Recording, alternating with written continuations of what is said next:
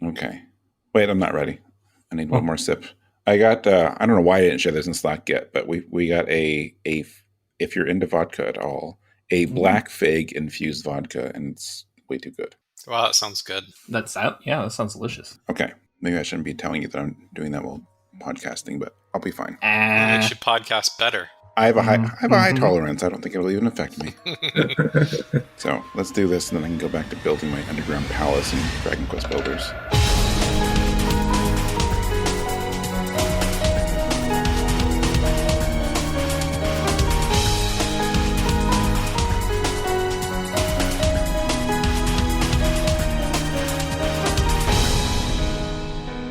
Hello, and welcome to episode 103 of Rhythm Encounter, the RPG fan music podcast.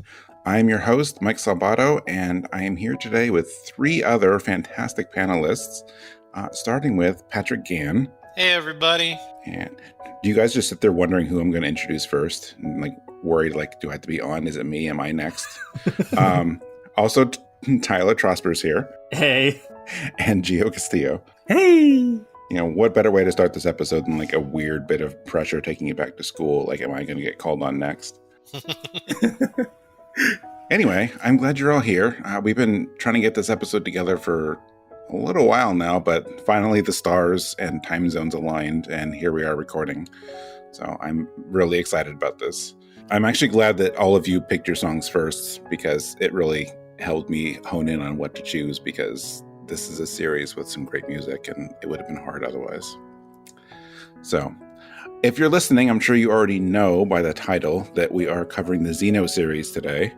That basically includes anything that starts with Xeno.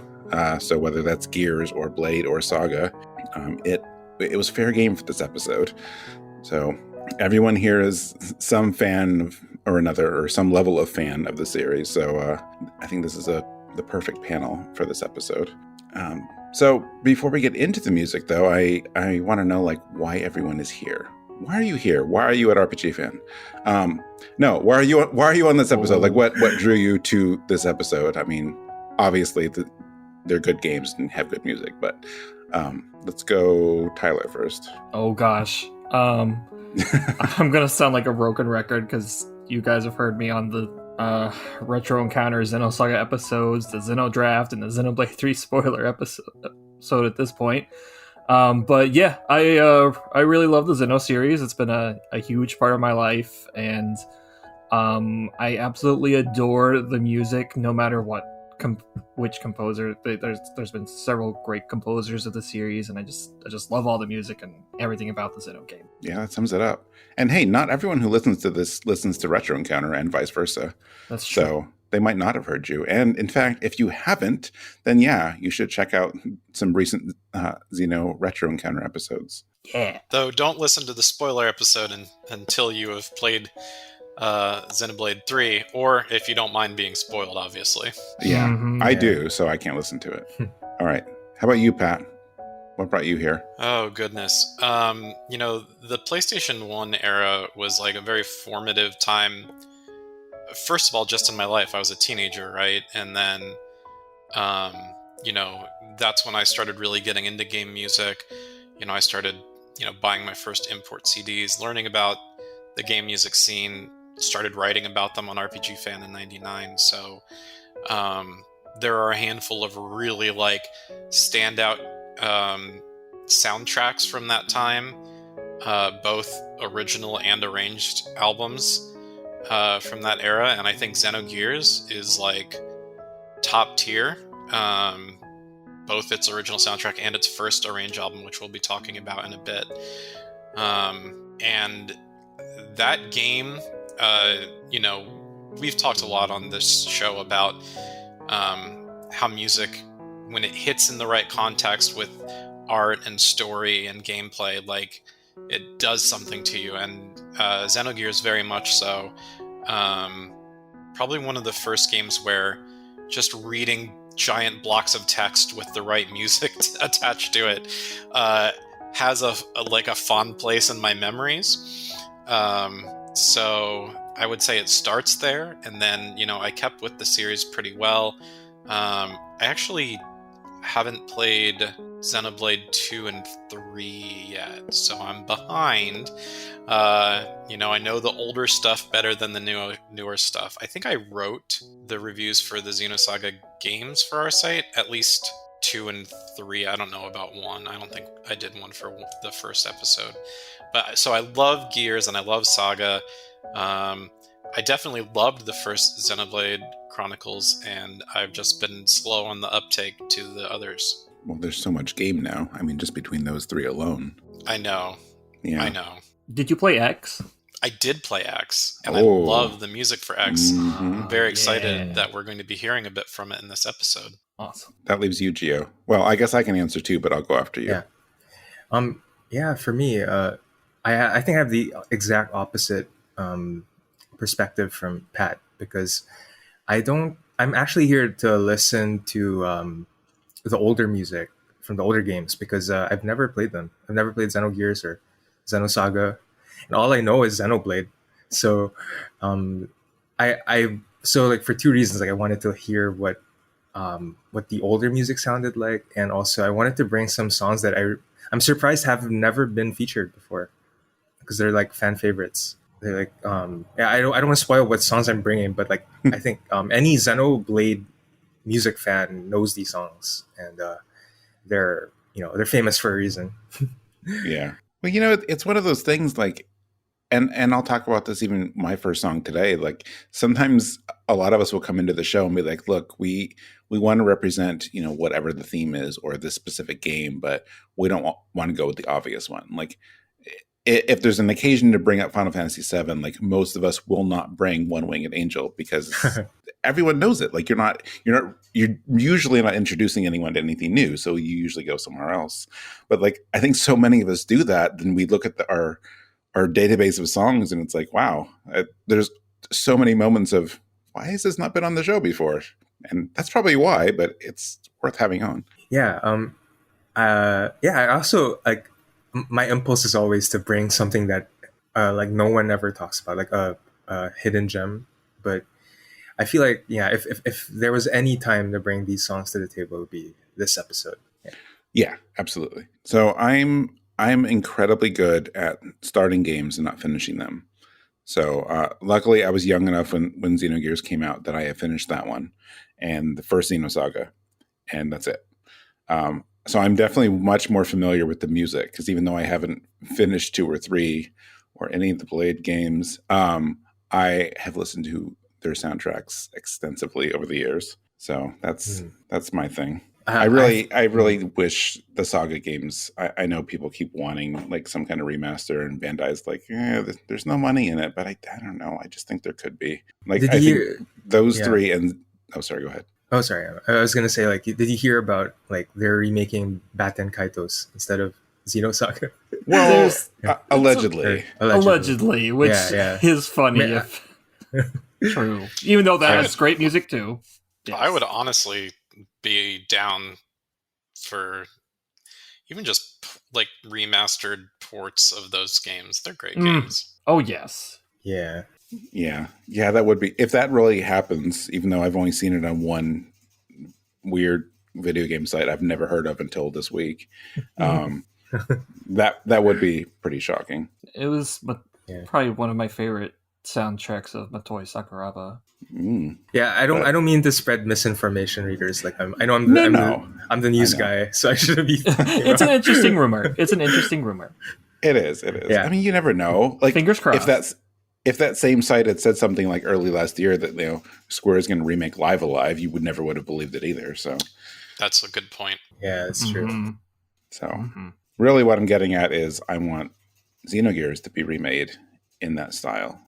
Oh, that would be amazing. And, HD 2D. I mean, would be so good. I don't want everything in that style, but like I think that one is like built for it. Yeah, I think it really has this identity that if you switched it to like full 3D or whatever, it might be, I don't know. I think the 2D look still works for that game, and you could still have the same spirit and feeling of the game in HD 2D, but then they could also, do things like fix the text speed and other things. So yeah, I would like that. That's not why we're here today, is to speculate on remakes, but I still would love that. Same. But if we're talking about this anyway, oh man, that was a good transition. Except I wanted to ask one more question before we started. Okay, where do we land on this? Is it Xeno? Is it Xeno? Because most of my life I said Xeno, and then I kept being around people that said Xeno, so I've like switched to that. And now you guys are all saying it the other way. So no, I don't know. I want to make sure I'm not talking out of my butt. Can I type for like 5 seconds? No. Really? You can type for 6 seconds. Oh, here we go. 6 seconds. Okay. And yep. I rely on, the great thing about games being released in Japan first is that their titles get written out in Romaji, so you have a pronunciation guide, and it's not Z, it's Ze. It's Xenogears. So not Xenogears, Xenogears. I stick with the Japanese, and I'm sure if I type in Xenoblade and Xenosaga, they're both gonna. You know what? I'm gonna test that too. Okay. Xenosaga. I go with whatever your heart tells you. Yep. Xeno, that is also Xeno, and let's go with Blade. It's like when people say Xenoblade X or Xenoblade Cross. Right. Oh, the X cross thing is interesting. Well, yeah. I mean, I'm pretty sure in Japan it is cross, right? Yeah. It is said as cross in Japanese. But yeah, I'm gonna stick with Xeno because that's how the Japanese say it, and they're the ones who made the games. Yeah, that's fine. I got so used to like adapting the other way, and now I got to adapt back if I'm in the wrong. So I don't know. Now I'm going to just switch between both the entire episode. Thanks. That's totally fair if it happens. All right. I don't know. I just it's an interesting thing that like every few years I feel like I tend to be around people that say it one way or the other, and it's interesting now that I'm the one saying it the weird way. No, that question comes up a lot. In English, as a prefix, I mean, I think the pronunciation's interchangeable, right? I've heard people say xenophobia and xenophobia, so. I mean, I think there's a good case to be made that it's interchangeable. Yeah, but Agreed. I'm not afraid of Lucy Lawless, so I'm not sure what you're. All right, thank you. Oh my God, I'm like, someone better get that. Okay, let's get back on track here, which I am not doing well at tonight, and talk about Xenogears, which is Pat's first song today. Actually, the first block is both of your songs because I just think they paired well together. My first track is from Xenogears. It's the final dungeon music from the game. In the original soundtrack, it's called The Omen, but I have pulled from the arranged album Xenogears CREID, and it's the opening track to CREID, and that is called MELKABA. And then after that, the second track I picked is the end credits vocal theme from Xenosaga Episode I, sung by Joanne Hogg, also composed by Yasunori Mitsuda. And that song is called Kokoro. All right, let's go listen then to MELKABA and Kokoro.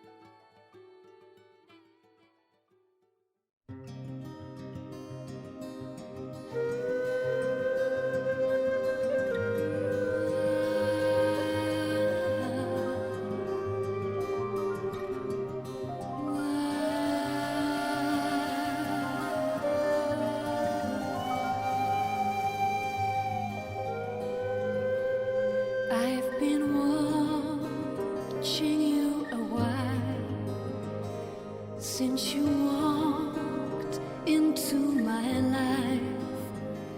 Monday morning, when first I heard you speak to me, I was too shy to let you know, much too scared to let my feelings show, but you shielded me, and that was the beginning. Now at last we can talk in another way, and though I try, I love you is just so hard to say. If I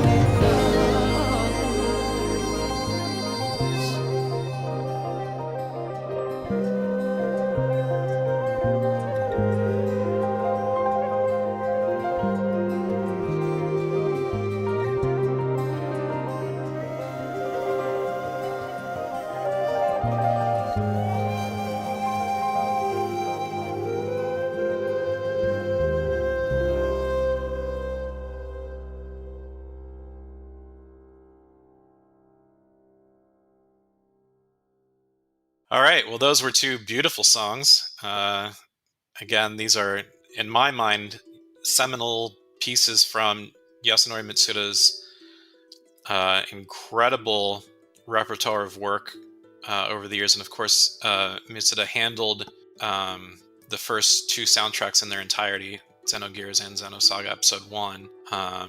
And if I'm not mistaken, did some work on Xenoblade as well. Mhm. Yes. Just a little bit, yeah. Yeah, the first one.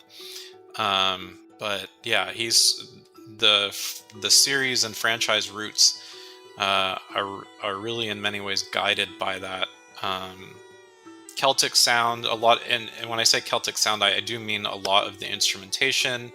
Low whistles, tin whistles, Uillean pipes, harps.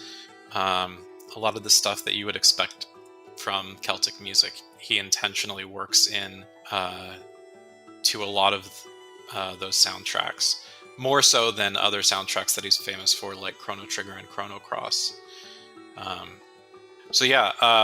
Hopefully all our dear friends out there in podcast land got a good sense for what the Millennial Fair is. The Millennial Fair is the group that did all of the performances on the album Xenogears CREID, which was an arranged album released directly after the OST by Squaresoft, before they were Square Enix. And the Millennial Fair is made up of a hodgepodge group of instrumentalists who play a lot of those instruments that I just talked about. A lot of great percussion instruments as well, and also vocalists. And you heard that sort of chanting and silly sing-songy voices. I love it. The one part at the end of like a 32 measure phrase, you'll just hear the two girls go, "Woo!" Like that's not something you're expecting on an arranged album, but they take this very sort of like, dark and brooding dungeon theme and turn it into a bit of a party. It's still a very moody party, but a party nonetheless. So that's MELKABA. I really, really just sort of dig how they make it so upbeat and so fun. And it's a very long track that does a lot of building just to knock things over and take it right back to that harp. Just like so good, so smart. It blew my mind. I think this album turned me on to the concept of arranged albums when I was a teenager. Still one of my favorites, still have it in my library to this day. Probably in my top 10 all-time favorite albums, arranged or original. So that gives you an idea of how much I love this one. But I want to hear from the rest of the team, the panel. What do you guys think of MELKABA? I am kind of struck by how much it sounds like this other song I know. It's from Ico, the game Ico, like the song "You Were There." You guys know that song? Like, it sounds very similar, and it gives me a lot of that same mysterious, kind of misty vibe. And I also like how it's. You said it was like the final dungeon theme, right? Like it's like a version of it. Mm-hmm. It's like in the Xenoblade games, like Xenoblade 2 and 3, like the final dungeon themes of those games are kind of structured like this. Like they build up really slowly, and then it turns into like this grand party with like all these like instruments and guitars. Like it's like a template for what future Xeno soundtracks would become in a way. Yeah, I definitely hear that. Though I will say, if you listen to the OST version, the track's called The Omen on the Xenogears OST, it doesn't do nearly as much building. Specifically, I don't think it has much in the way of percussion, and it obviously didn't have the vocals. It builds more with, I think it builds more with strings. So it still does the building. This takes it to a whole new level, though. Yeah, I absolutely love this. Like, I had the chance to buy CREID like at a convention several years ago, and I'm kicking myself for never buying it and never listening to it until now. But But yeah, this oh my gosh, this song is amazing. It, like as you said, it starts off slow. It takes about 2 minutes to really pick up, but when it picks up, it goes hard with those vocals.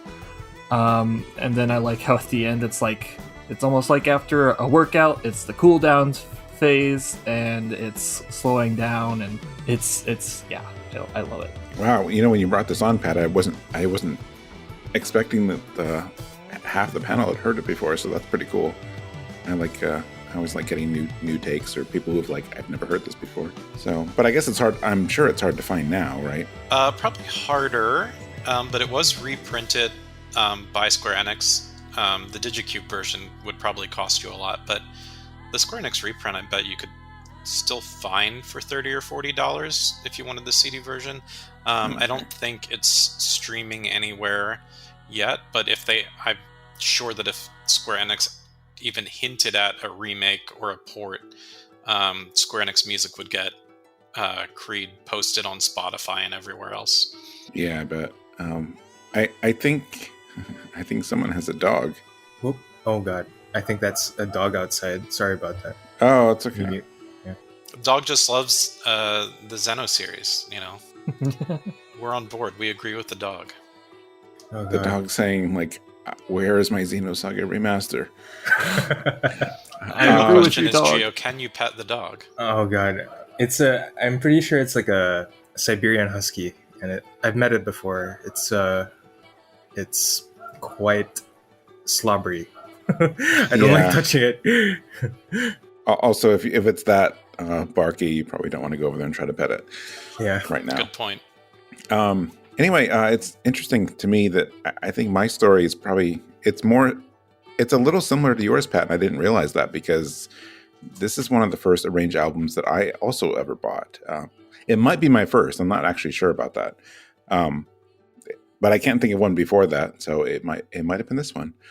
And I almost don't want to say this because I don't want to overly date myself, but I think everyone has an idea of how old I am and when I start playing games at this point. So, it for me, musically, this was a really big moment, because I didn't know this was out there. I didn't know they were even doing this. It was going from the NES to the 16-bit era, and the shift in the music landscape was oh wow, this is so different. There's so much more they can do now. And then that changed again with PlayStation, and then at least for me, once I discovered arrangement albums and just the stuff they were doing, this is totally not I don't know. It was just such a moment for me that I was not expecting. Just the instrumentation and the vocals, and I also liked most of the songs in this album are very long.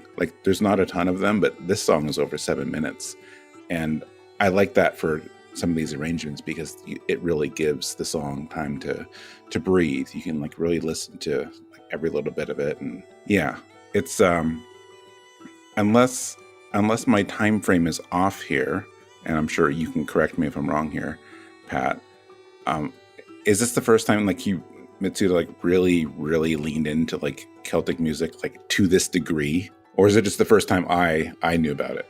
No, I mean, if you compare it to his OST work on Chrono Trigger and even the Millennial Fair album Brink of Time, which was more of a jazz fusion album, it had a couple of tracks that utilized the what I referred to as sort of the Celtic instrumental stuff. That's low whistles, tin whistles, Uilleann pipes, and harp, and certain forms of percussion. There's a bit of that on Brink of Time. Yeah.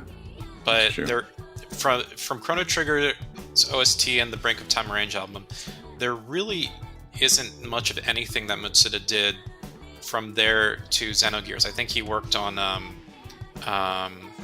Tobal number 1, which that actually had had some more a Celtic and world music stuff there, so it's starting there. But okay. Yeah, and the only other thing I can think of that he worked on is Front Mission Gun Hazard, which certainly that wouldn't have been appropriate to do. And No. I don't think he did it all. Yeah. Yeah, this was him leaning in very, very hard. So much so that, and the other thing about Millennial Fair, if you look up current and former members on BGMDB, you'll see that it's a global group. It wasn't all. I mean, there are plenty of Japanese musicians there, but they pulled in, folks from Ireland. They have people from Central and Eastern Europe. They have Americans. There's people from all over. I think there might even be one guy like Southeast Asia, like maybe Indonesia or Thailand. Like it's a pretty global group of musicians. Yeah. So like now, Mitsuda works with this Irish group, like Anuna, right? Mm-hmm. And I don't know if the Millennial Fair still exists. Does he still work with them? Well, they made that Chrono album, The Faraway Times, like 5 years ago. And so they're not like an active group, but it's like he can reassemble them at any time. He can reassemble them. Okay, look, I'm glad you went he's there. like, news team, assemble. Yeah. Yeah. So I think there's sort of like a standing concept of a group that they don't perform live. They just record albums, and they've done like 3 or 4. I'm glad you brought up Anuna, because like the last thing I was going to note before we move to the next track about like just that style of music and Celtic stuff is that if you haven't yet, you should check out the end of Rhythm Encounter episode 101, because that was our bonus track on that episode, was something in that style. Ooh. Tempting. Mm-hmm. All right, so we are 36 minutes into the show, and we've talked about one song. Congratulations, everyone. All right. Yes. I'll try to shorten it, but I have an important... Oh, no, I wasn't picking on you. I just want to make sure that we all, make it through this. Yes. Pace ourselves. Yeah. All right, so I also pulled in Kokoro, which is the end credits vocal track from Xenosaga Episode 1. Look, I said Z instead of Z. And Yasunori Mitsuda had worked with this vocalist previously on Xenogears. Her name is Joanne Hogg, and the reason he knew about her is because she is the lead singer of a contemporary Christian Celtic rock band called Iona, who, at least at the time in the late 90s and early 2000s, were very active, touring internationally, including playing in Japan. And, regardless of their being associated with a particular religion or theology, the quality of the music they do as a band is extremely high, and so lots of people do come out to see them. I actually own like 6 of their albums. I was listening to them before I had ever heard Xenogears, so... Oh, wow. Okay. Yes, that's an interesting fact, like a fun little factoid. And also, it's never noted, but on all the 4 songs that Joanne Hogg has done with Mitsuda on Xenogears and Xenosaga, the guitarist from her band, Dave Bainbridge, also plays on all of them. So it's 2 members of Iona on those songs, not just Joanne. But she has a very beautiful, very distinct voice. Clearly, she's very clearly from Ireland, but has a very it's not high or breathy. It's very powerful, coming from that sort of lower to mid bass. Even though she can hit the high notes, it's like there's something very firm about her vocal style. So she had done an ending track for Xenogears, which I think most people know more than Kokoro, and that's Small of Two Pieces, and that's a sort of well-known track, and sometimes gets mocked for the goofy lyrical content, which, okay, sure, but it was a powerful end vocal track, and so the question is, would they be able to bring back that same energy and power for Xenosaga Episode 1? And I think if you compare the 2 songs, Kokoro's a harder sell. However, if you're not listening to the other song and you just listen to Kokoro on its own and think about it as, all right, this is the end song for this game, I think it's still a very powerful piece. There's a couple mixing decisions that I don't like. Like when they do the unison layering. Like, I don't want to hear this same person's voice twice, just delayed a quarter second. Like, give me harmony or give me like a single tone. Like, I hate that stuff. But that's just me. I guess some people think it's a cool effect. I really don't like it on the chorus. You can hear it in the chorus. I think chorus 2, the first repeat of the chorus, you hear it really clearly. When she sings like the phrase "you and I," like I can't. Why did you bring it? Because other than that bit, okay, it's still one of my favorite songs. I love listening to this track. It still has the power to make me tear up. I think the verses are stronger than the chorus. Just that opening little melodic cut, da-na-na, da-na, da-na, like that dip. I think the verses, despite her having a completely different tenor than the vocalist I'm about to compare her to, I think melodically it reminds me of something Hikaru Utada would do. And so I really like the verses for that. It feels less Celtic-y than Small of Two Pieces, but I still think it shows her roots well enough. She's still, I think, within her wheelhouse here. But yeah, melodically it feels more like a traditional ballad. I think it's pretty. I like it. I really like it too.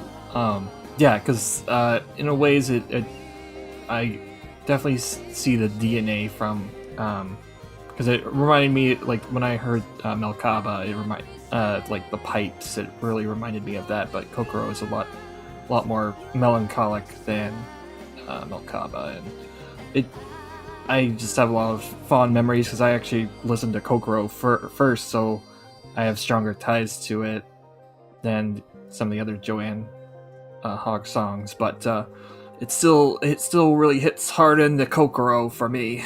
For those who don't get the joke, that's the Japanese word for heart. Yes, well done. I knew it would come up at some point. I just wasn't sure who would do it. That was well played, Tyler. Well played. Thank you. I haven't actually listened to this one in many years, but for me it still holds up. I wrote out way too many notes on this one, which I don't think I'm looking at them again. I'm like, yeah, I don't need to talk about all this stuff. Mostly, the short version of my notes were that I think it's interesting looking back now how at the time they were in a way promoting this as much as they could as like, hey, like this is a prequel to a game we can't talk about because that's by another publisher and it doesn't have those characters, but it has some themes and it's sort of related because there's some similar people. And like one of the things they did, of course, is they got Mitsuda and they got Joanne, or rather, I assume Mitsuda brought Joanne specifically, but yes. So like that was another way that was, for me, like that was a really strong connection between the two because I feel like the songs here and the songs in Xenogears, they have a similar sound, so it was a good way of tying them together when obviously Bandai Namco like could do very little really. They couldn't really put characters from Xenogears. They just had to be like, yeah, that other game. So I thought it was interesting, like looking back now, that at the time they were pushing one as like related to Xenogears, but then eventually they went on, especially musically, and made it its own thing and got away from that direct comparison. So I mean, I like both. I love the music in this one, and even though it's a different style and method in the later games, I think it all works. I just think it's interesting that the big shift between 1 and then 2 and 3. Yeah. I'm just happy to hear this for the first time. I really enjoyed it. Yeah, I mean, if you have any way of getting the game, they're probably worth playing, but I know they're all hard to find now. Hey, if you come hang out in the U.S., Gio, I still got my copy of all 3 games in the Saga trilogy. See, I have a feeling Tin has a copy of this game. I might be wrong, but she's like a collector, so she probably has it. I should ask her. Good on her then. Yeah, that's probably a little closer. I mean, if you don't want to hang out with that, then that's fine. Shame on you. I just don't know when. I'd love to. I'd love to meet all of you. I'm jealous all you guys get to work together and go to conventions and stuff. Yeah. Well, I think that was my block. It was that was good your classic block. Yeah. I almost set this up I originally set this up just to see what would happen if I laid them all out chronologically, and it almost sort of worked. But then I shifted some things around. But I still like those two together, so that's where we started. But hey, speaking of other games in the Xenosaga series, let's jump into Tyler's first song. So what are we going to now? All right. My first pick is Godsibb from Xenosaga Episode 3 by Yuki Kajiura. And it's a really amazing boss battle track from the game. Well, that's a good choice. Hey, you know what? Maybe I will also bring something from Yuki Kajiura that is, I think, a boss battle, or at least it seems like it should be. Technically, yeah, in Episode 3 it's used, but it's a little different. But yeah, you're right. Yeah. So after that, I have my first song, which is Fatal Fight, Jin and Margulis. Is it Margulis? Margulis. I think so, yeah. That's how they say in the English voice acting. Cool. From Xenosaga Episode 2. So, yeah. Let's go check out Godsibb and Fatal Fight. And we will be right back.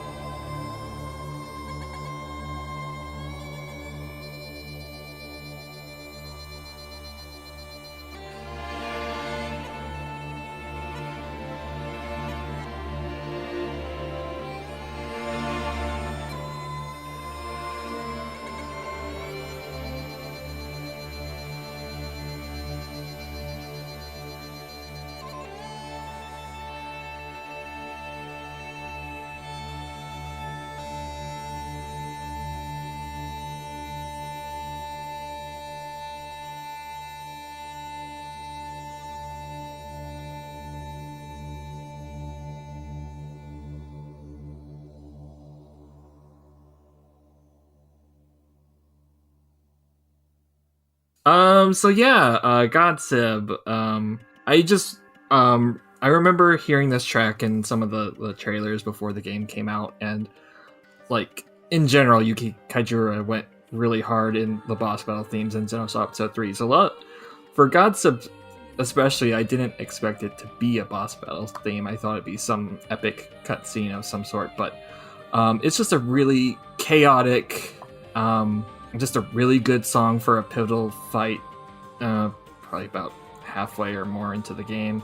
And so, I know at least some people make comparisons to like Zanza the Divine from Xenoblade Chronicles.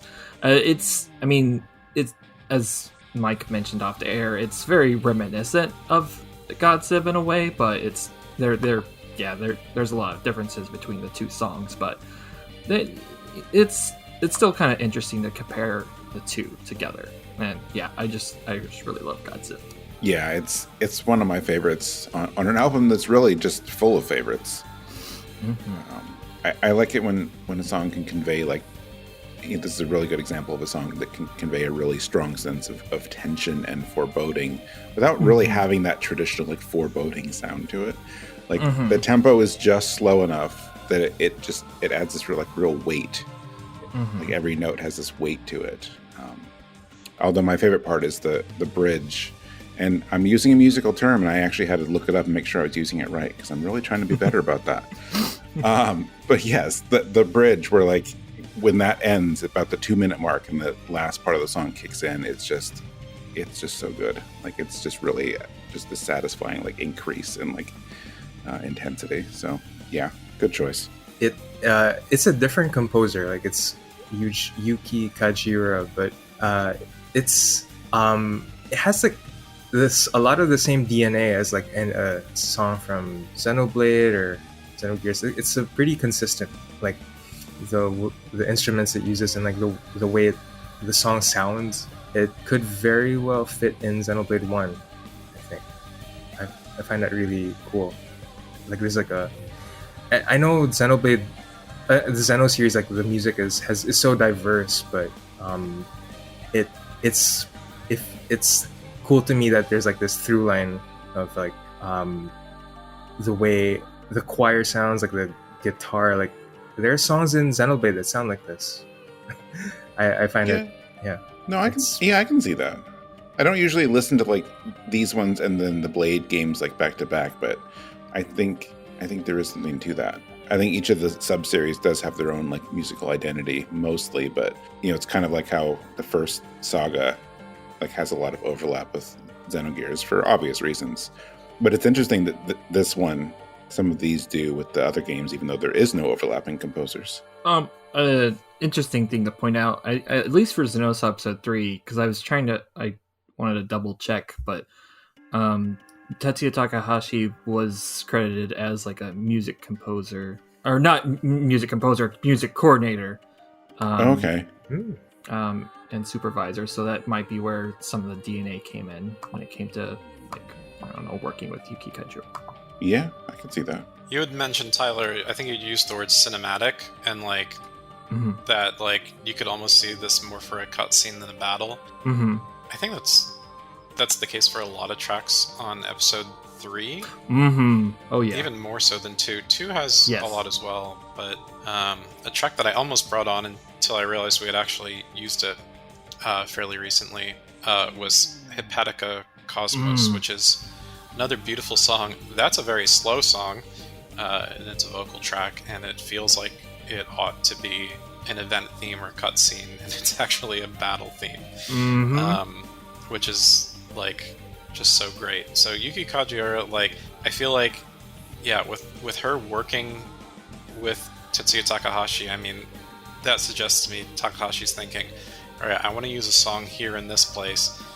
And Kajiura's like, well, how about, instead of the typical battle theme you would expect, how about this, like, epic grand gesture of a song? And he's like, yeah, I'm digging it. Let's break the mold of the JRPG, like, musical formula. And that's really how I feel about Episodes 2 and 3, the Yuki Kajiura albums. I think they they did a lot in mold breaking, and especially with battle themes. And I think Godsibb is a really good example of that. So thanks for bringing it. Thank you. Yeah, no problem. Well, hey, if you like her music, I have good news for you because we're going to keep talking about her music. Good.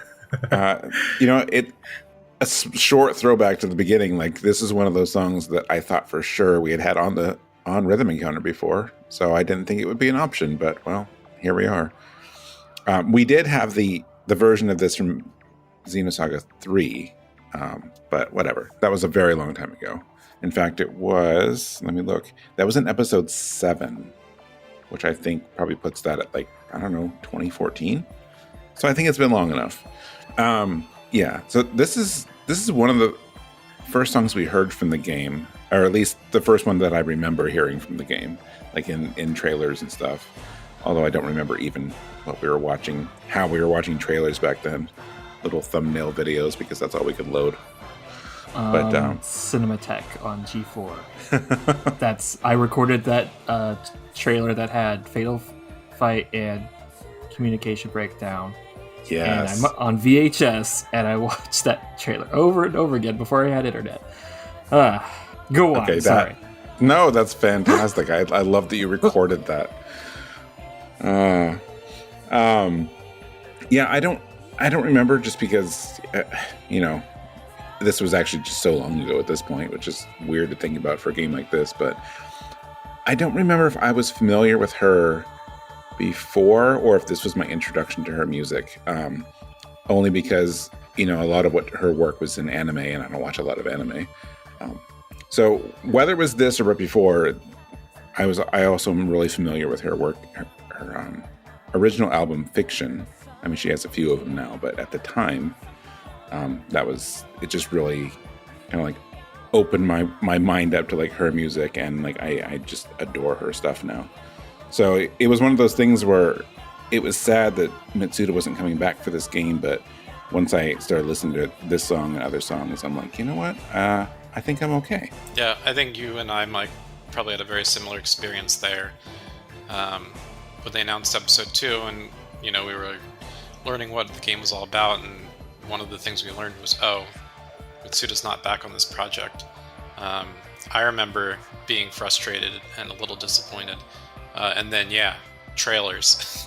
And then, Yuki Kajiura is actually a genius and an incredibly strong composer. She's so good, yeah.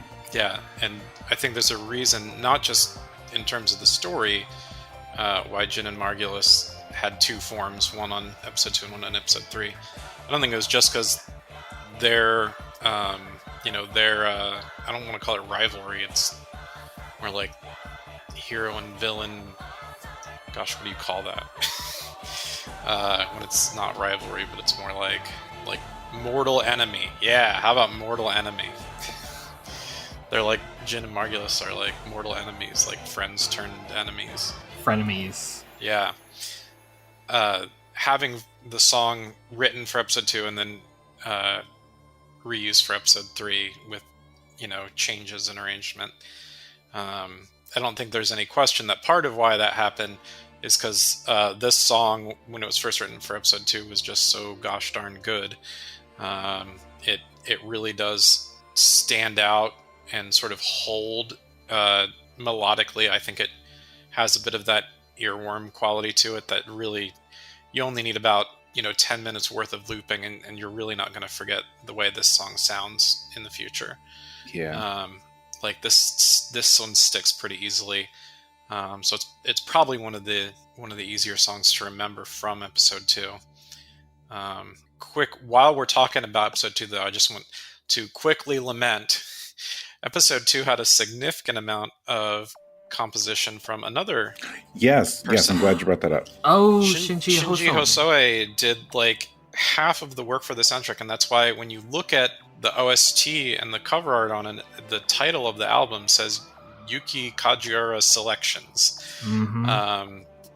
There was some issue with the rights being put together with the way that Shinji Hosoe had been contracted with Namco but was working to go freelance within that same year. And so there has never been the Hosoe side of 2, which is more the electronic synthy side, which I actually really like. When you play the game, you can notice there's like 2 distinct soundscapes going on in this game. And the Hosoe side has never been officially published as a soundtrack. But there's always hope. I mean, his record label Super Sweep did publish Zero Time Dilemma soundtrack 6 years after the fact, and they published the Glory of Heracles series as a box set like 25 to 30 years after the fact. So maybe someday. But in the meantime, even though I hate having a lack of completion in my music sets, there's no question Kajiura's music is freaking good, and that's no reason not to listen to her work on episode 2. It's just a bummer that we can't have it all officially published. I'm sure if you get on YouTube, you can find the game audio just fine. Yeah. All right. So we gotta, when we're done here, let's start like a Xeno series, like a bingo card. So we're gonna have the other half of Saga 2 soundtrack come out, remasters of the Saga games, a remake of Gears, and then X released on Switch. Yeah. Oh. And an official digital only like iTunes release of the Pied Piper soundtrack. Thank you. I'm so mad no one brought that on today. I'm not actually mad. It's just one of the oddball side games in the series that I don't know. It just entertains me that it exists. Weird ones like Pied Piper and what was the other one? Like the DS version of 1 and 2, yeah, which is such a DS. strange remake.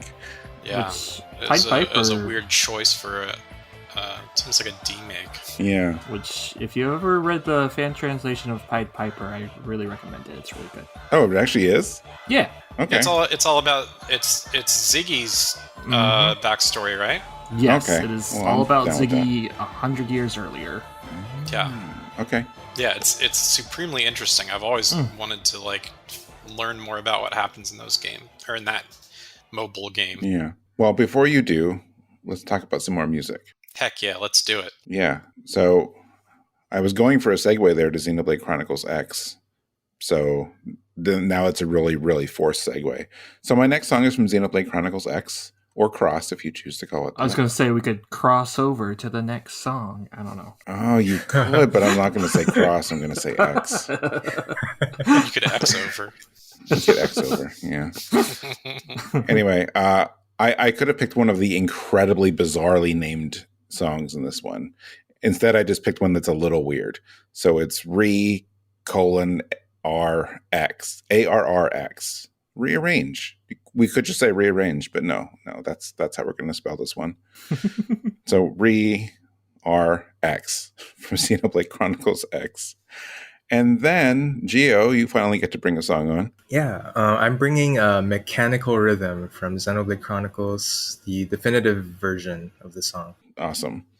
All right.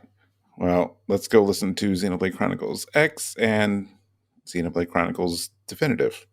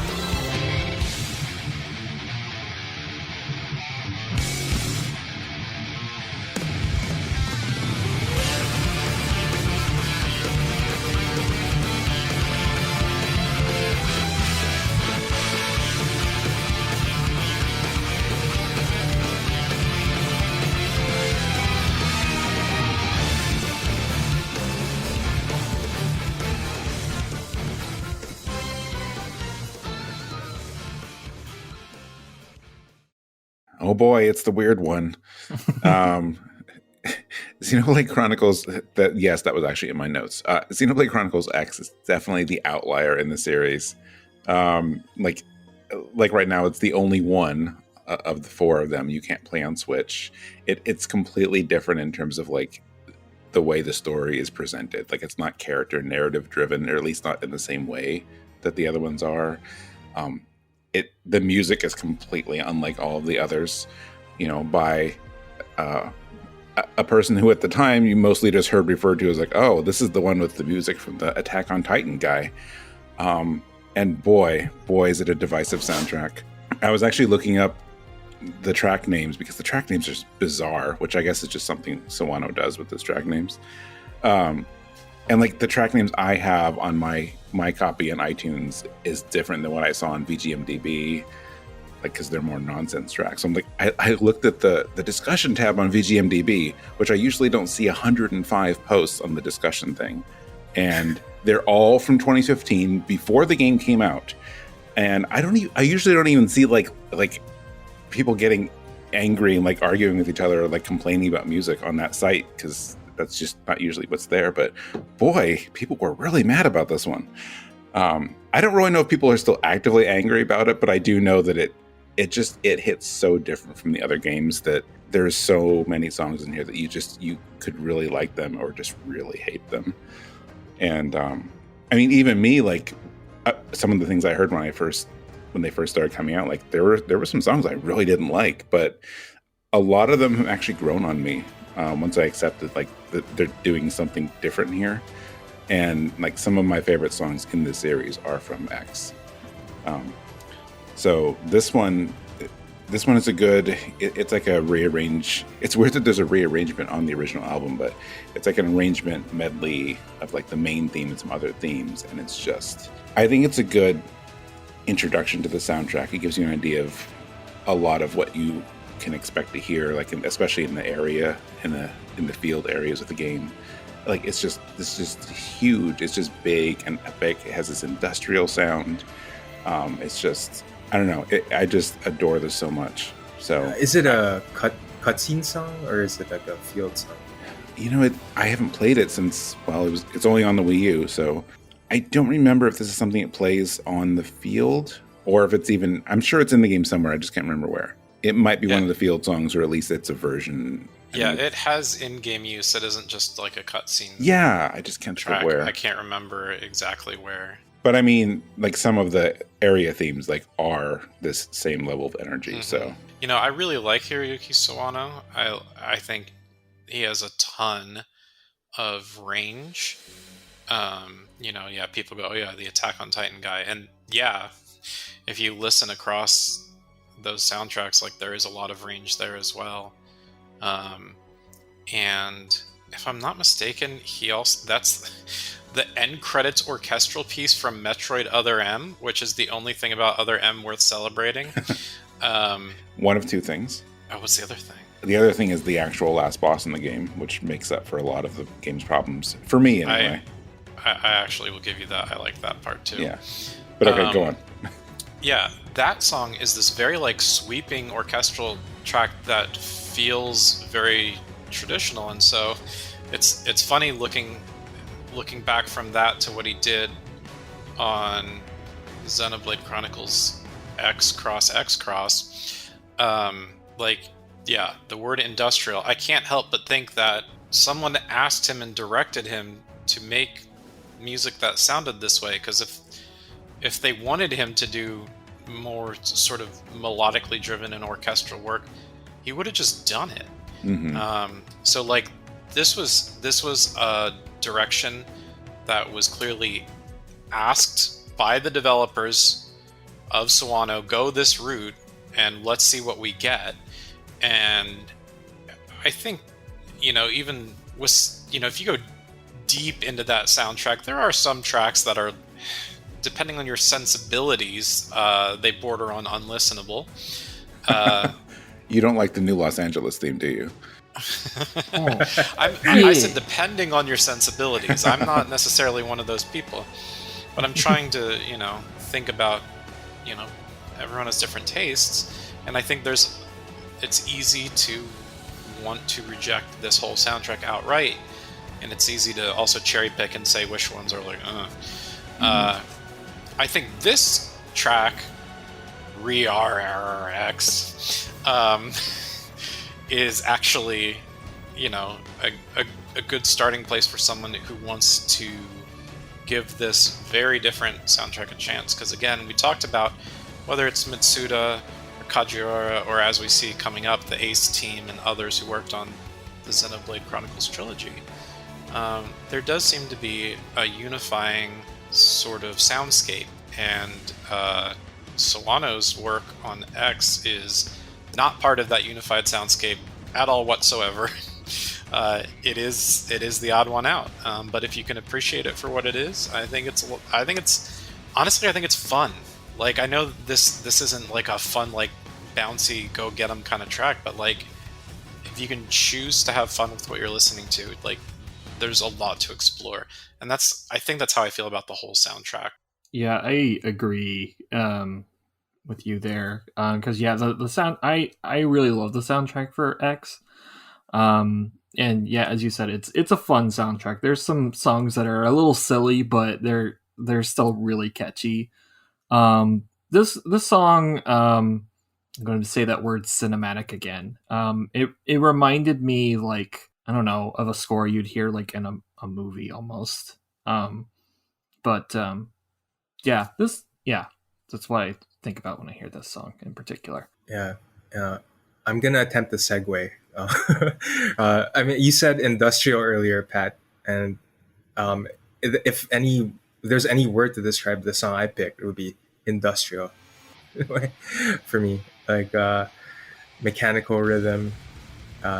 It's a song that kind of perfectly describes the setting of where this battle theme starts to come up, and I mean, whoops, I think I did I go too soon? No, it's up to you. Yeah. You can jump. You can jump into it if you want. Did you play X? I'm just curious.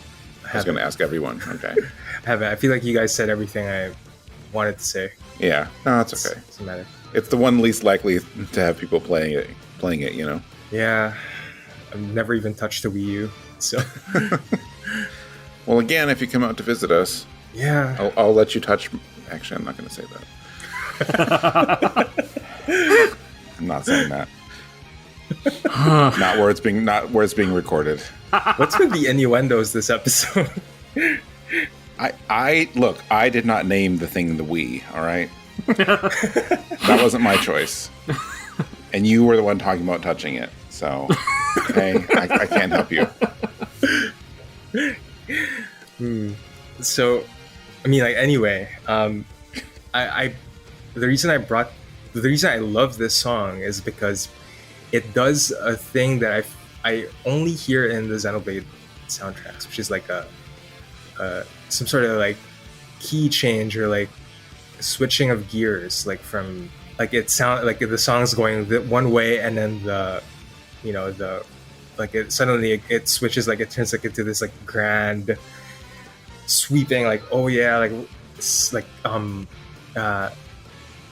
a triumphant sounding song, and I think it's like it's so perfect because like that's the way battles tend to play out in Xenoblade. Like you're on the ropes, you're gonna lose, and then all of a sudden like you manage like a chain attack or something and you pull it off. It's so good. There's nothing quite like a Xenoblade battle theme. And, this song goes hard. The song goes hard.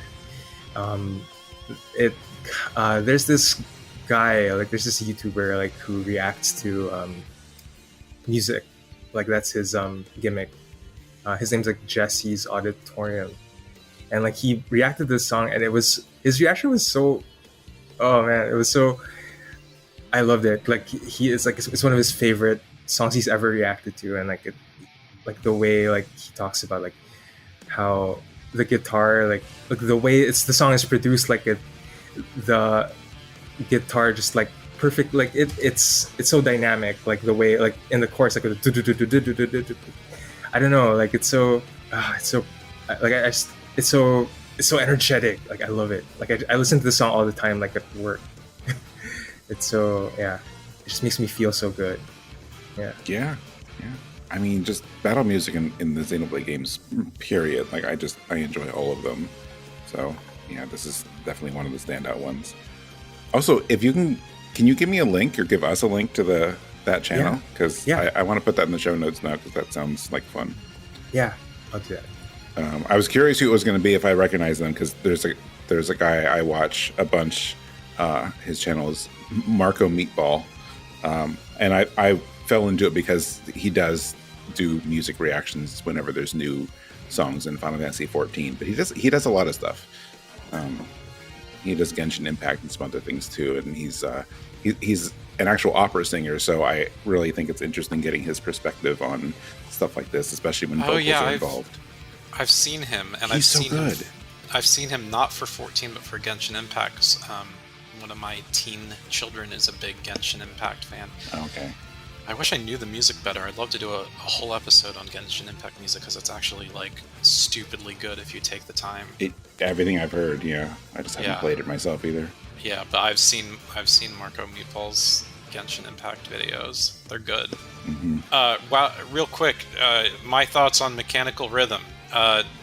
Driven percussive battle themes can always sound good if you know what you're doing. I think, the Ace sound team, well before they got to Xenoblade, have known what they're doing for a long time. And so one thing that you can do with a sort of more, I think, Gio, you had used the word industrial after I used it, referring to Sawano, with that more sort of industrial, sort of pulsating sound, is you can go for really pristine, polished production, like really working to make sure every sound you make comes out just so clean, so crisp. Timing matters so much. There's from an engineering and mixing perspective, this stuff takes a lot of work to make it sound good. A lot of people aren't familiar with that behind the scenes work, and honestly, it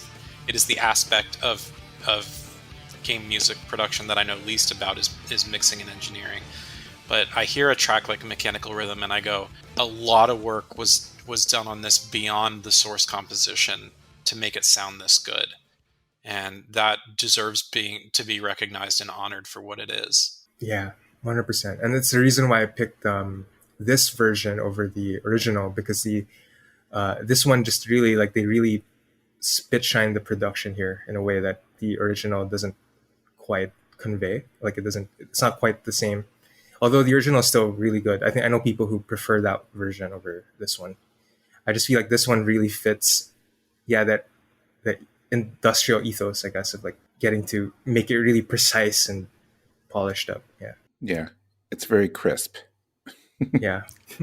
Yeah. All right. Well, that brings us to our last block today. So we're keeping with the theme in this last block here.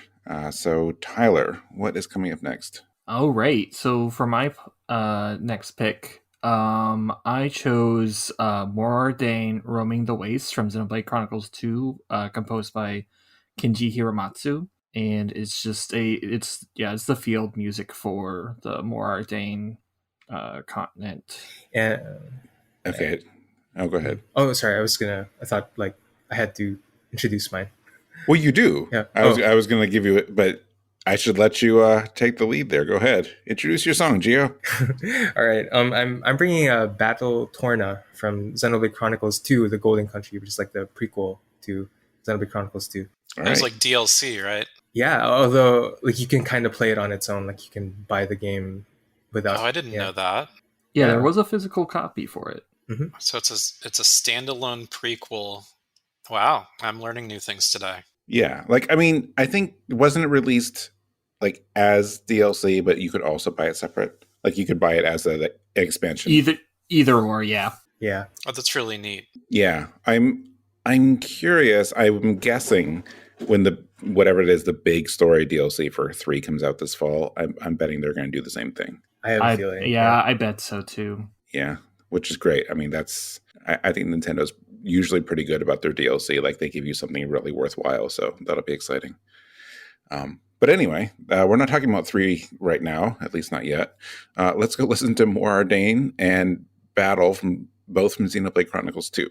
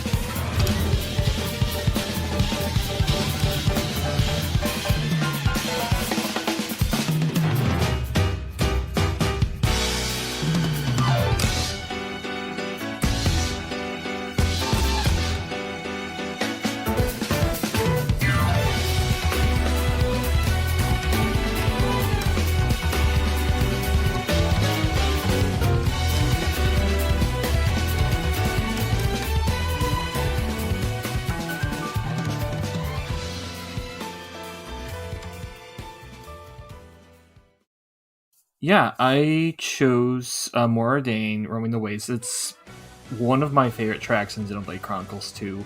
It's just like this very fun and boisterous track it's almost campy in how, like, I don't know, I don't want to say theatrical, but it's a very fun song, and it easily made me love well,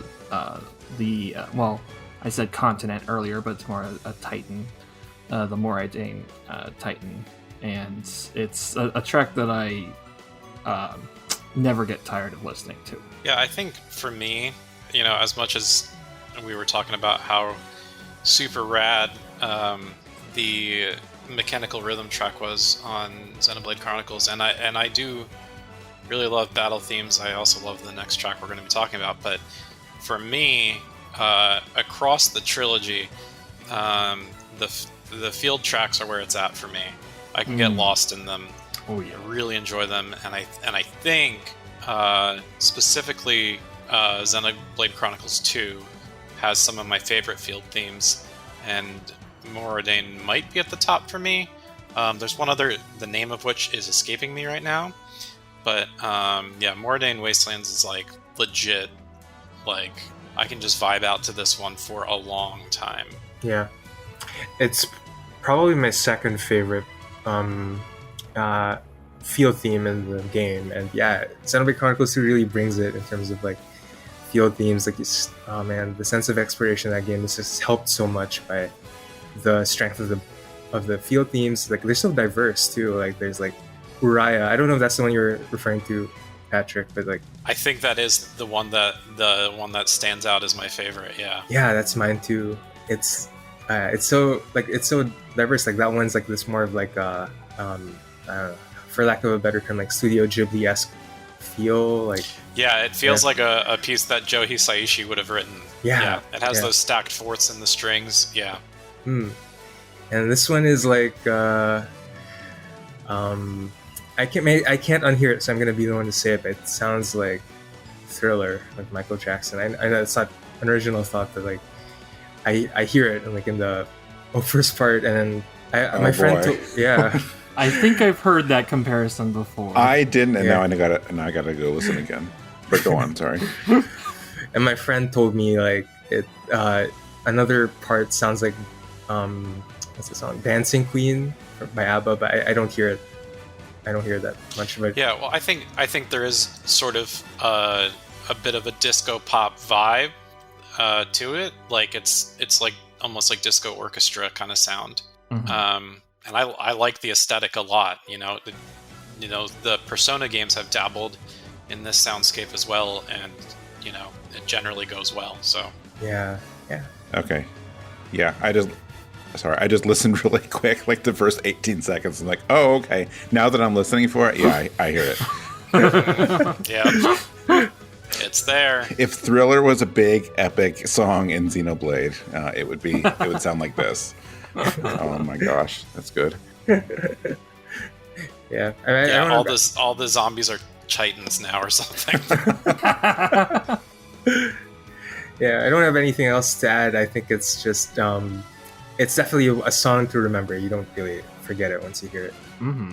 I almost think we could do a future episode, like to really, like just like almost a follow up to this one. Just pick field themes from the Xenoblade games. Ooh, just those 4 games, and just field themes, because they're, and I mean include X in that too, but they are so good. I mean, that one of the reasons, and I know this is not an original problem, but one of the reasons I've still not finished the first Xenoblade Chronicles, because I've started it twice, is I'm way too much of a completionist, and that's dangerous for those games. Like, I really do want to do all the side quests, but at the same, not only just to complete them, but because I really just enjoy spending time in these areas and hearing these songs. So, I mean, I guess if we keep going, we're just going to keep saying all of the music is good, because we're like, oh yeah, like the battle themes are always top tier, but also the field themes are always top tier. But I mean, it's true. Like, I don't know of many RPG series that are so consistently good in that area, because like a lot of times, not a lot, but like there are games where like the field themes are really meant to be more background. It's a thing you don't really pay attention to. You're running around, like that's fine. But that is just not the case with these ones, and I love them for that. It's rare where you find that those soundtracks that go for quantity and quality. And I think Xenoblade has consistently, as a trilogy, shown that you can do quantity and quality. Just need the right people. Right. Yeah. I mean, the fact they do like day and night versions of these songs says it all. Like, they take the time to do that. Yeah. And they're all distinct from each other. It's not just like a slower version of the song. Like, there's like a track, Tantal, from this game. And the day version is so different from the night version. The night version is like this really cool, like almost new wavy song. Oh god, I love that song. Yeah. Yeah. Actually, one of let's see, I don't remember. Oh no, it was a background song. All right. Well, in a future episode, one of my favorite themes was not a night theme. Wow, that's a bad segue. Anyway, there's one zone in Xenoblade X. I'm going to say it because I already started, but where they have day and night themes for all the zones, and one of my favorite ones is one of the zones is basically reversed because everything in that area, like most of the monsters and stuff, are kind of dormant during the daytime, but everything comes out at night. So that one area actually has the nighttime theme is the really lively one, and the daytime is really, really mellow. And I guess that's not really what you were saying, but it's another example of like a really good contrast, but also an opposite your expectations. Yeah.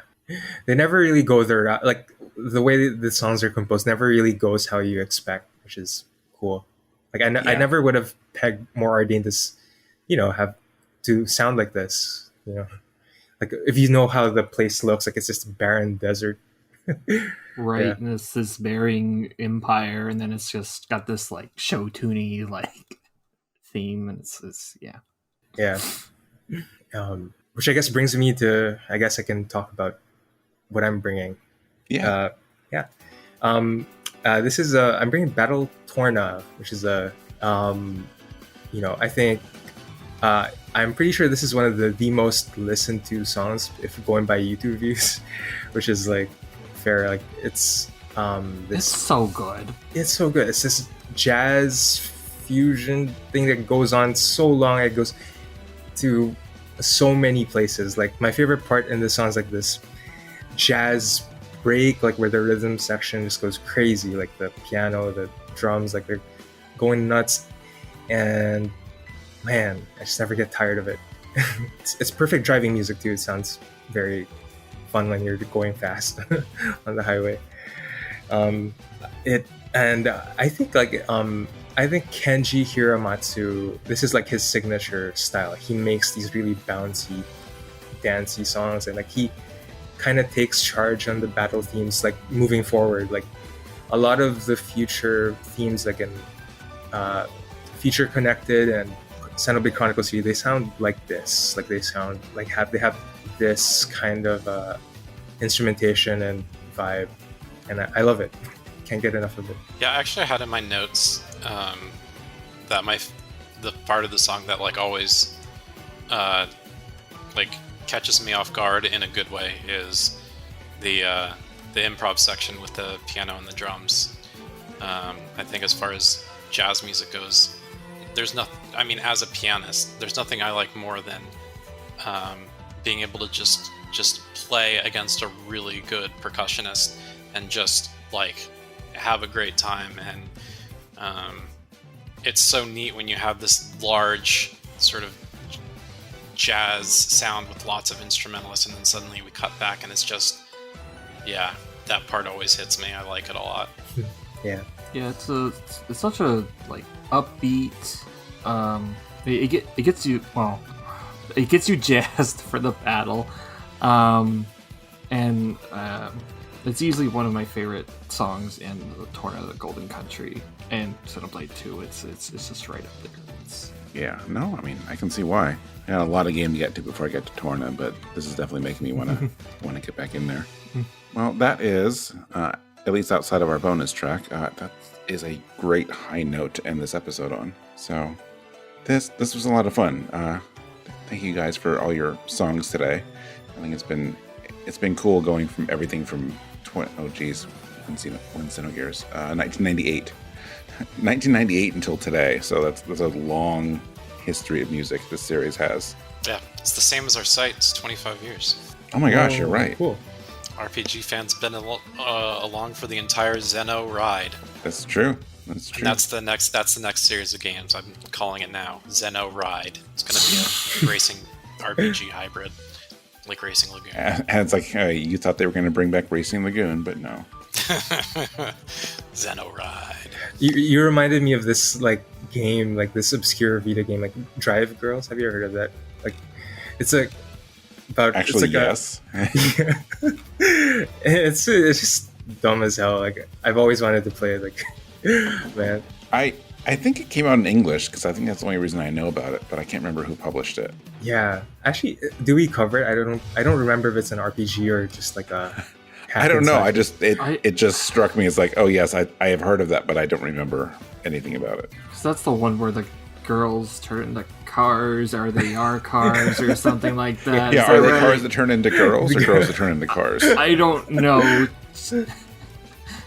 Chicken or the egg kind of situation, I guess. I mean, I guess, it's like a transformer. Like, what is its default state? Does it really have one, or does it just have two states? I think it's more like an Animorphs situation. Oh, boy.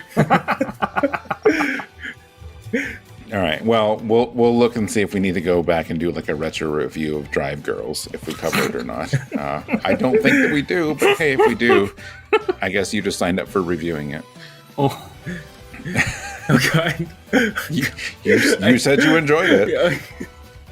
or rather, I think I would if I played it, but yeah. Oh, okay. All right. Yeah. I guess I won't make you review it. I'll just make you review some music instead. Yeah. Yeah. Gotta make good in that. Yeah. All right. Well, this was fun. I think we've been here long enough that we should wrap up, but I had a good time, and I think you all did too. So again, thank you for being here. So like I like to do at the end of every episode, I like to call out games that made their debut on Rhythm Encounter, which is actually not a lot today, because almost everything here has been on the show before in some capacity. This is actually the first time we had a song specifically from the definitive edition of Xenoblade Chronicles, though, so that we're going to count that one as a debut, and the first time anyone brought on a song from Torna. So those are our two debuts for this episode. Otherwise, actually, I want to check this right now. I should have checked this before, but we have featured 47 songs from the Xeno series in the history of the show. Darn right we have. Yeah. It's good music. oh yeah. But when you think about how many songs exist between them, that's really just a drop in the bucket. Oh Absolutely. yeah. Yeah. So yeah. So coming next, I feel like the last few episodes, because we've shuffled things around, I keep any episode saying that the next one is the Xeno episode. Just kidding, but the next time really is the Xeno episode. Now we've done it, so I finally get to say something else. So coming up next, presumably in this order, in a couple weeks we're going to be doing an episode about Hitoshi Sakamoto's music, which I am personally very excited about. And then a couple weeks after that, we're doing springtime RPG themes, which no one has picked music for that yet, so I don't know what's coming up, but I think it's going to be a fun one. It's not a topic we've done before. We've done summer and we've done winter, and we have not done spring or fall yet. So I thought it'd be fun to have all the seasons covered. So if you enjoyed this episode, if you have some feedback, if you have topic ideas, anything else you want to let us know, you can email the show at music@rpgfan.com. You can email me direct for non-music things at mike@rpgfan.com. What is the best way for everyone to reach all of you, starting with Patrick? Also, you can email me. It's pgann, Gann, at rpgfan.com. You can also find me on Twitter. I'm pretty active over there. It is at Gameadactyl. That's the word game, the letter O, and dactyl. All right. And Geo. You can find me on the Discord, the RPG Fan Discord. I'm just Geo on there. And you can also email me at geo@rpgfan.com. All right. And how about you, Tyler? You can find me on Twitter at Cosmos Chaos. those are Xeno character names. You don't say. Yeah. You know what? I think you would actually like those games. In fact, I bet you'd like them enough that you should even start a podcast about them. Ah, but I did. It is called Xenochat, and you can see it on Twitter, or it's on Spotify and whatnot. And I think we actually have like 2 episodes on Xeno music, so listen if you guys want to. Thank you. Yeah. See, I was trying to encourage you to plug your show because I'm glad I thought you have about that. it, and then I was like, perfect. I didn't want to, like, I don't want to be tacky about it, so I'm sorry. It's not tacky. It's a thing you do. Plug it. Yeah. We all have our side things, so that one's like perfectly relevant for this. So, Oh, thank you. You know, like the podcast app that I use, like it gives you like a Spotify wrap kind of thing every end of the year, and Xenochat showed up. It's like on my top 5 most listened to podcasts. Yeah. Oh, very my nice. gosh. Yeah. Oh, I'll send you a thanks for screenshot. listening. Oh, thank you. Prove it. Oh. Yeah, you need to prove it. thank you for Yes. All right. Along with Rhythm Encounter, RPG Fan also has 2 other shows besides Xenochat, which is not an RPG Fan show. Like when you're done listening to us and Xenochat, also you should check out RPG Fan's Random Encounter, which posts every other Monday opposite Rhythm Encounter, and on there we talk about current news, reviews, features on the site, and whatever else is relevant. If there's a Nintendo Direct by the time the next Random Encounter airs, then I'm sure we'll be talking about that too. And then our most popular show that most people know about is Retro Encounter. That posts every week on Thursdays. And as this episode of Rhythm Encounter goes up, we're actually right between a couple episodes of Retro Encounter about Star Tropics. A few of us are playing both Star Tropics games, so we're doing 1 episode on each. And that is going to be fun. We're actually recording this fairly far in advance, so I haven't even started, and I have not played Star Tropics 2. Zoda's Revenge since whenever it came out in like 1994 or whatever. So that's going to be an experience. One of the last NES games. Mm-hmm. It sure was. So yeah, that's what's coming up. So check out our other podcast. You can find RPG Fan on most social media at RPGFan.com. You can find us on there, on Twitch. Scott is always streaming something on Twitch, so check that out as well. And if you like the show and want to support us, be sure to review us or subscribe, or give us feedback on Apple Podcasts, Google Podcasts, wherever it is that you listen. We would appreciate the support. And that's it, except for our bonus track. So all of us kind of sort of conspired and just said, like, hey, Tyler, like, we all like these games, but we think you're the biggest fan here, because you are the one that has your own podcast about the series. So you should be the one picking the bonus track. So what are we closing out with? All right. So come on, Pied Piper. No Pied Piper this time. Oh.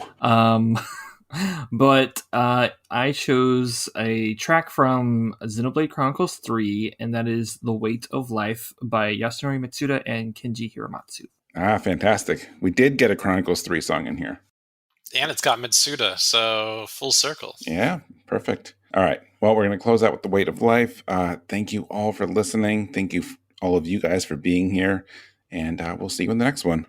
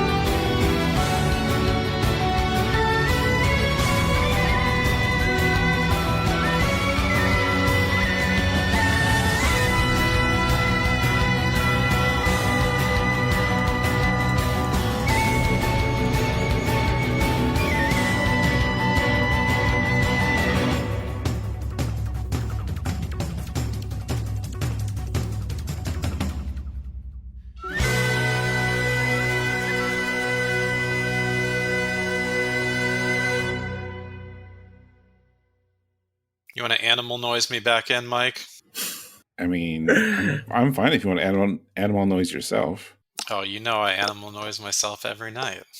Oh my god. Hold on. Can we use that for the intro? Can we use This is it. I mean, that's up to Jono. I don't know. That was spicy. I imagine it might appear at one of the outtakes. Yeah. Yeah. A little NSFW, a little spicy for y'all there. But just vague enough that it's not technically dirty, unless you decide to take. If you take it there to that place, that's really on you. Yeah, like that's we all on the did. listener. That's right. That's right.